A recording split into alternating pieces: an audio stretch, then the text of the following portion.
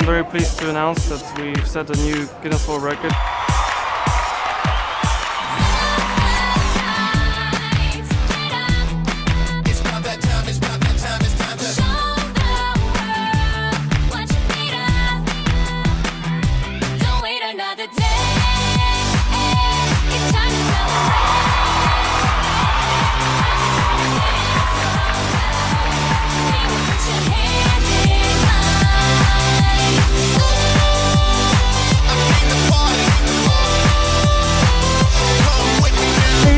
A lot of person who still like the Smurf, even big people, the adult people, and even the child.